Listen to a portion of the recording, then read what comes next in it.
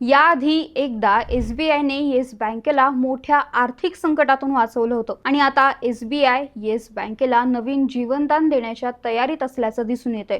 2020ला yes बँकेला टाळं लागण्यापासून वाचवण्यासाठी एसबीआयने येस बँकेत गुंतवणूक केली होती आणि आता सगळं स्थिर स्थावर झाल्यानंतर एसबीआय येस बँकेतील तिचा हिस्सा विकणार आहे. एसबीआयच्या बाहेर पडण्यावरून आता येस बँक स्वतंत्रपणे उभी राहण्यास सक्षम आहे असं दिसून येतंय.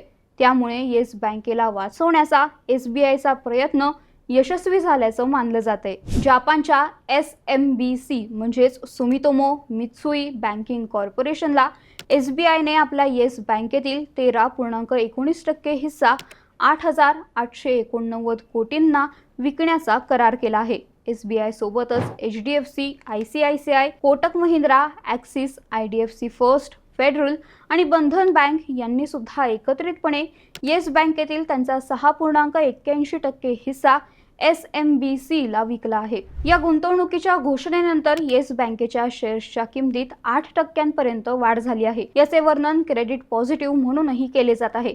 एसएमबीसीच्या सहभागामुळे येस बँकेला लॉंग टर्म स्ट्रॅटेजिक पार्टनर मिळाला असून यामुळे बँकेच्या प्रगतीला एक चांगला बूस्ट मिळेल असं सांगण्यात येते. दरम्यान या व्यवहारासाठी reserve bank of India, competition commission of India आणि येस बँकेच्या शेअर होल्डर्सची मंजुरी आवश्यक असून मंजुरीची प्रक्रिया सप्टेंबर 2025 पर्यंत पूर्ण होण्याची अपेक्षा आहे.